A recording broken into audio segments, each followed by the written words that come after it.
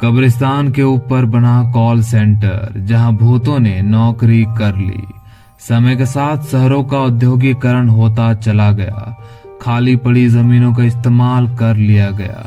ऐसी स्थिति में ऐसी जमीनें भी बिजनेस सेंटर बन गई जो पुराने समय में कब्रिस्तान की जगह हुआ करती थी। अपने देश की राजधानी नई दिल्ली के निकट बसे गुड़गांव में ऐसा ही कुछ हुआ। यहाँ स्थित उद्योग विहार क्षेत्र में सैफ्रॉन कॉल सेंटर के नाम से एक बिजनेस पॉइंट खुला। दरअसल यह सेंटर उस स्थान पर था जहाँ की जमीन पर पहले कब्रिस्तान हुआ करता था, जहाँ मृत व्यक्तियों के शरीर को दफनाया जाता था। जब यह कॉल सेंटर खुला तो ओपनिंग के पहले यहाँ काम करने के लिए कर्मचारियों की नियुक्ति के लिए इंटरव्यू रखा गया।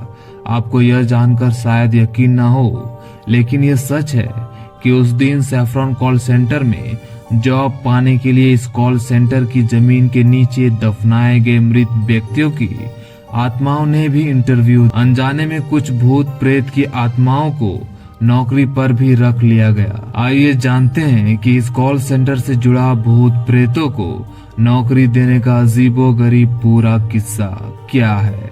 यह भी जानते हैं कि भूतों को नौकरी देने के बाद कॉल सेंटर में कैसी कैसी रहस्यमयी घटनाएं घटने लगी। बात वर्षों पुरानी है। हरियाणा राज्य के गुड़गांव शहर में सैफ्रॉन कॉल सेंटर नाम का एक सर्विस सेंटर खोला गया था। कुछ ही दिनों बाद इसकी ओपनिंग होने वाली थी, इसलिए एक दिन इस सेंटर पर काम करने वाले कर्मचारियों की नियुक्ति के लिए इंटरव्यू रखा गया।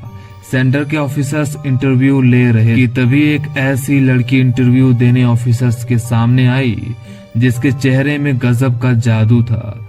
उसने अपना नाम रोजी बताया। उसकी आवाज में एक अजीब सा खिंचाव था। वो बोलती जा रही थी, सेंटर के लोग उसे सुनते जा रहे थे। ऐसा लग रहा था कि उस लड़की ने सेंटर के सभी ऑफिसर्स को सम्मोहित कर लिया था। उस लड़की की कुछ बातें बड़ी ही रहस्यमयी लग रही थी। इंटरव्यू लेने वाले कॉल सेंटर के अधिकारियों को लग रहा था कि वह बहुत कुछ अपने बारे में छिपा रही है। जैसे उसे उसके एजुकेशन के बारे में पूछने पर वो अपनी शिक्षा को 300 साल पुरानी बता रही थी, जबकि देखने में वो लड़की केवल 18-19 साल की यंग लग रही थी। सेंटर के ऑफिसर्स को उसके जवाब बड़े रहस्यमयी लग रहे थे।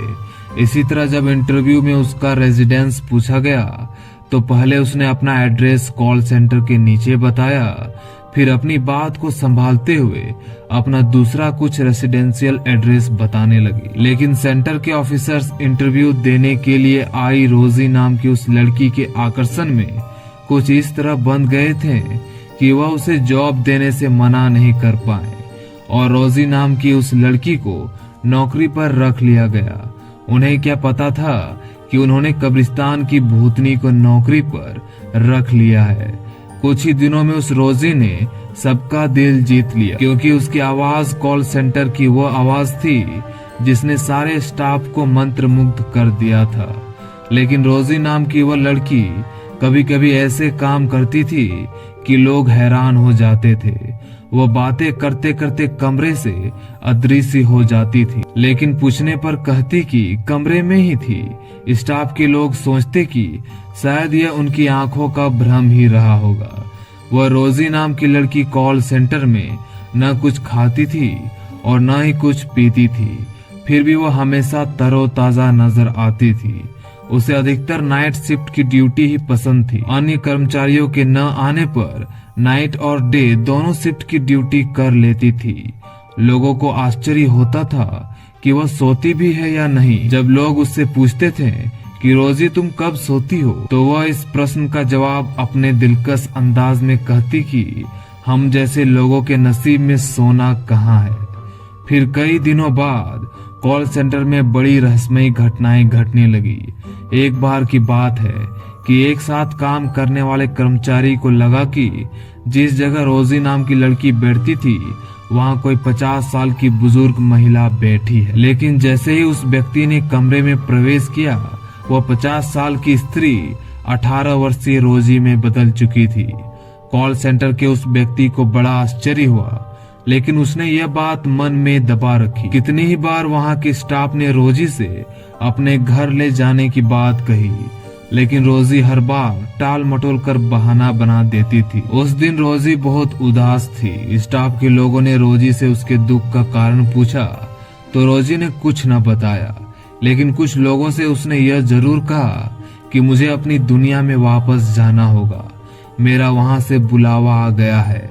लोग उसकी यह अजीबोगरीब बात समझ नहीं पाए, लेकिन वास्तव में उस दिन के बाद रोजी कॉल सेंटर पर नहीं आई। 1 सप्ताह बीता, 2 सप्ताह बीत गए, लेकिन रोजी वापस नहीं आई। उसके बताए गए फोन नंबर रॉन्ग नंबर बता रहे थे।